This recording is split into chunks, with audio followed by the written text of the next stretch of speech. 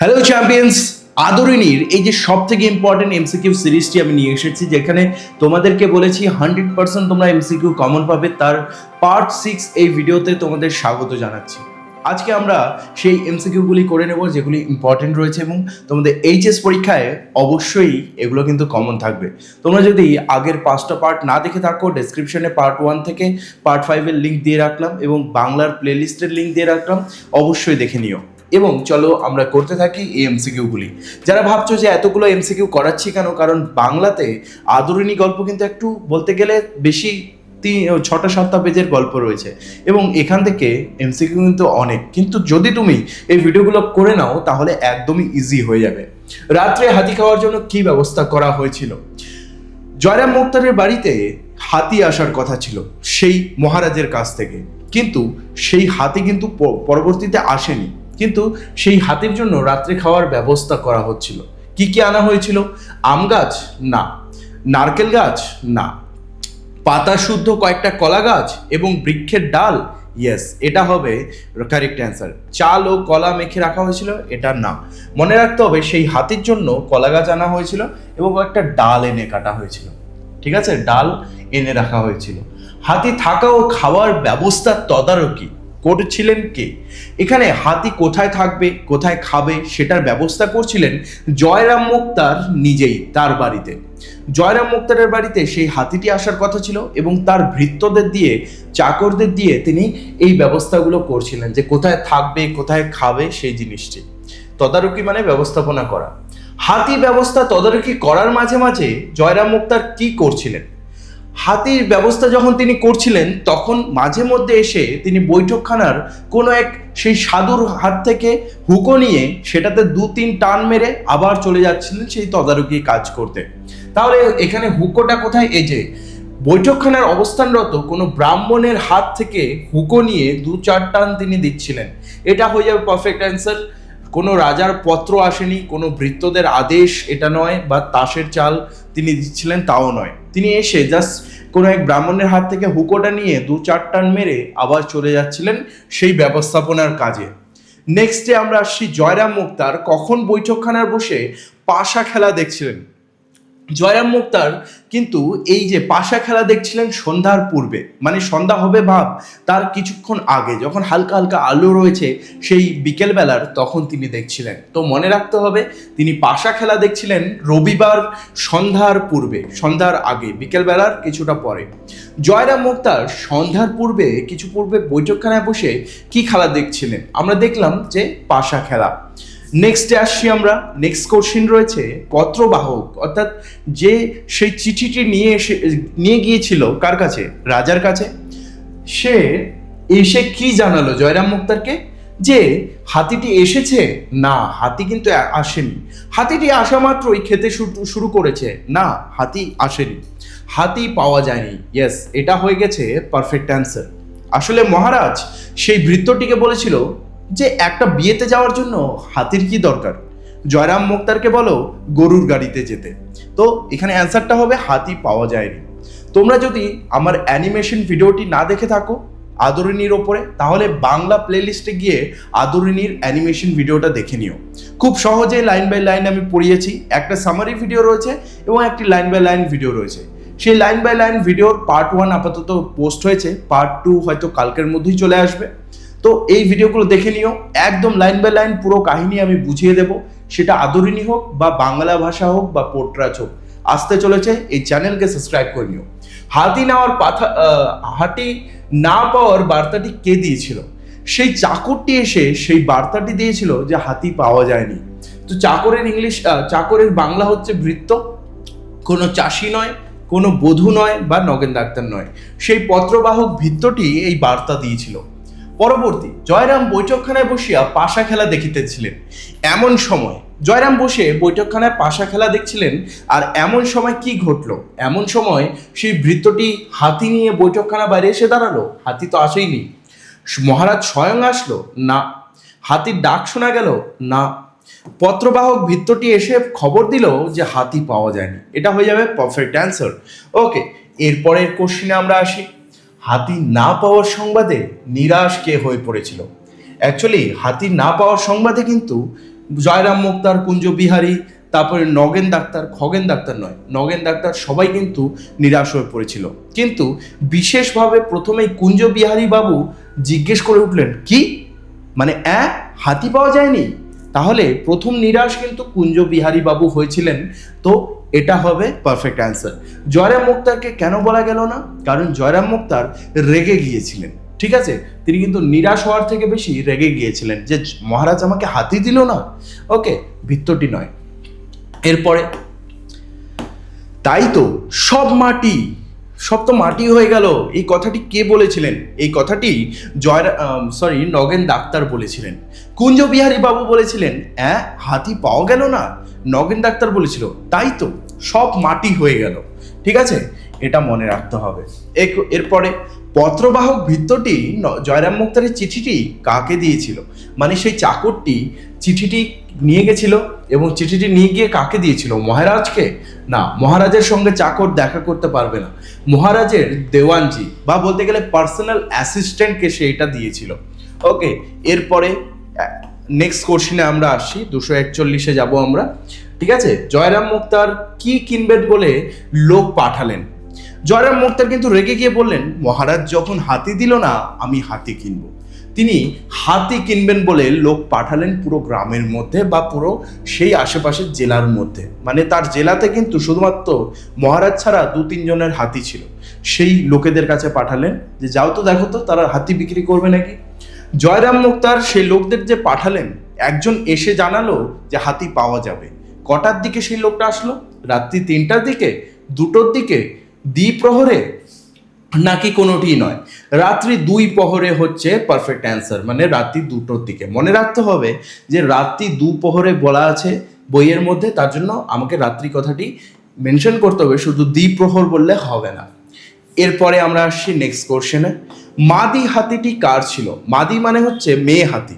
মেয়ে হাতিটি কার ছিল যে বিক্রি করতে চেয়েছে? রাধাচরণ লাহিড়ী, রামতনু লাহিড়ী, নাকি উমাচরণ লাহিড়ী, নাকি রমাকান্ত লাহিড়ী? এটা হয়ে যাবে উমাচরণ লাহিড়ী। মনে রাখতে হবে বীরগঞ্জ নামে একটি জায়গা, কি বীরগঞ্জ, সেই বীরগঞ্জের একজন লোক হলেন উমাচরণ লাহিড়ী। তিনি হাতি বিক্রি করবেন, সেই মেয়ে হাতিটি, মাদি হাতি যাকে বলা হয়েছে। এরপরে আমরা আসলাম, উমাচরণ লাহিড়ী কোথায় থাকতেন? পীরগঞ্জে, মতিগঞ্জে, নিশ্চিতপুরে, নাকি বীরপুরে? সরি, আমি বীরগঞ্জ বললাম, এটা বীরপুর হবে। তিনি বীরপুরে থাকতেন। পীরগঞ্জে কে থাকতো বলতে পারবে কেউ? পীরগঞ্জে কে থাকতো? কমেন্টে জানাও তো, পীরগঞ্জে কে থাকতো? নিশ্চিতপুর নয় বা মতিগঞ্জ নয়। এরপরে উমাচরণ লাহিড়ীর একটি কি ছিল? উমাচরণ লাহিড়ীর একটি মাদি হাতি ছিল না মদ্দা হাতি? মদ্দা হাতির কোনো কথা নেই, বুড়ো হাতিরও কথা নেই, সাদা হাতিরও কথা নেই। তার ছিল একটা মেয়ে হাতি, মেয়ে হাতি ছিল। ওকে, যেটা তিনি বিক্রি করতে চেয়েছিলেন। আদরিনী ছিল একটি কি? মদ্দা হাতি, আমরা এখনই পড়লাম। সেই উমাচরণ লাহিড়ীর হাতিটির নাম ছিল আদরিনী এবং সে ছিল একটা মেয়ে হাতি, মাদি হাতি। ওকে, এর পরবর্তী কোশ্চেনে আমরা চলে আসি 147। মাদি হাতিটি ছিল, মাদি হাতিটি কি বুড়ো ছিল, অসুস্থ ছিল, বাচ্চা ছিল, নাকি সদ্যজাত ছিল? তোমরা এটা আমাকে কমেন্টের মধ্যে জানাবে যে কোনটা সঠিক অ্যান্সার হবে। 147টি কোনটা হবে তোমরা কমেন্টে জানাবে, এবং বাকিরা যারা জানবে না কমেন্ট দেখে সেটা শিখবে এবং দেখবে যে যার কমেন্টটা ঠিক হবে সেখানে অনেকগুলো লাইক এসেছে পরীক্ষার সময়।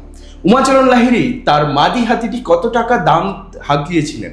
মানে তিনি সেই তার হাতিটি যে বিক্রি করতে চেয়েছিলেন সেটা কত টাকা দামে বিক্রি করতে চেয়েছিলেন? সেটা হচ্ছে 2000 টাকা।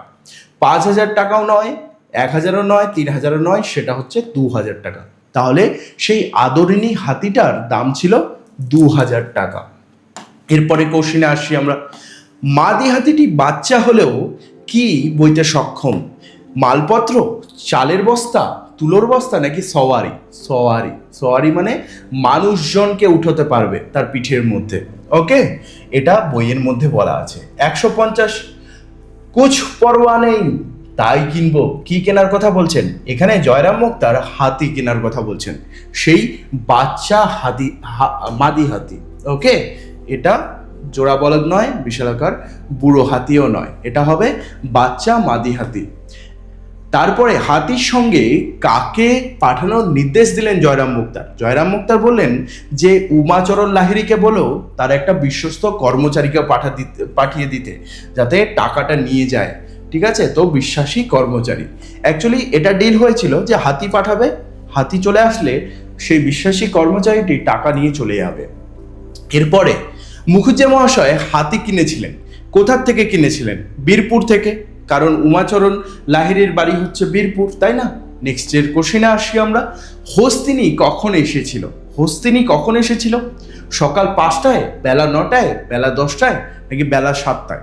অবশ্যই আমাকে কমেন্টের মধ্যে জানাবে, দেখি কার কমেন্টটা ঠিক হয়। যদি ঠিক কেউ না করতে পারে তবে আমি নিজে কমেন্ট করে জানিয়ে দেবো, বা যে দুটো অ্যান্সারই ঠিক দিতে পারবে তার কমেন্টটা আমি পিন করে রেখে দেবো, মানে সেটা একবারে ফার্স্ট কমেন্ট হিসেবে দেখাবে। হস্তিনীর নাম কি ছিল? হস্তিনীর নাম আমরা একটুকেই দেখলাম, আদরিণী ছিল। আচ্ছা, মঙ্গলা কার নাম ছিল? মঙ্গলা ছিল জয়রাম মুক্তারের গাইয়ের নাম, মানে সেই গরুর নাম ছিল মঙ্গলা। এটা অ্যান্সার হবে না, গজগামিনীও নয় বা মালিনীও নয়, আসল নাম হচ্ছে আদরিণী, সেই হাতির নাম। উমাচরণ লাহিড়ী কর্মচারীকে কি লিখে দিয়ে প্রস্থান করলো? মানে যখন সেই উমাচরণ লাহিড়ীর বিশ্বাসী কর্মচারী আসলো আমাদের জয়রাম মুক্তারের কাছে হাতিটি বিক্রি করতে, তারপর তিনি জয়রাম মুক্তারের কাছে টাকা নিলেন এবং স্ট্যাম্প পেপার নিয়ে তিনি চলে গেলেন। ঠিক আছে, স্ট্যাম্প পেপারে এই যে রসিদ দিয়ে তিনি চলে গেলেন, মানে হাতিটি যে 2000 টাকায় বিক্রি হলো তখন সেটা কি স্ট্যাম্প পেপারে, স্ট্যাম্প কাগজে রসিদ দেওয়া হলো। ওকে, এরপরে জয়রাম মুখোপাধ্যায় কত টাকা দিয়ে হস্তিনী কিনেছিলেন? এখনই আমরা পড়লাম 2000 টাকা, তাই না? তো স্কিপ করি এটাকে। বাড়িতে হাতি আসিবা মাত্র কারা বৈঠকখানায় উঠে এসে ভিড় করলো? বাড়িতে যখন হাতি এলো, মক্কেলগণ মানে জয়রাম মুক্তারের কাস্টমাররা এসেছিল ভিড় করতে? না। মুক্তারগণ? না। মহারাজও তার সঙ্গপন? একদমই না। সেই গ্রামের বালক বালিকাগণ, মানে গ্রামে হাতি দেখে সবাই দৌড়ে দৌড়ে এলো জয়রাম মুক্তারের বাড়ি, সেই বাচ্চা এবং মেয়েগুলো। পাড়ার তাবৎ বালক বালিকা হাতি দেখার জন্য কোথায় এসে দাঁড়ালো? বাগানে এসে দাঁড়ালো? না, কোনো বাগানে বলা হয়নি। বৈঠকখানা উঠানে, নাকি বাড়ির সদর দরজায়, নাকি পাড়ার মোড়ে? এটা হবে বাড়ির সদর দরজায়, মানে বাড়ির যে মেন দরজা সেখানে হাতিটি দাঁড় করানো ছিল এবং সমস্ত বালক বালিকাগণ সেখানে এসে ভিড় করলো।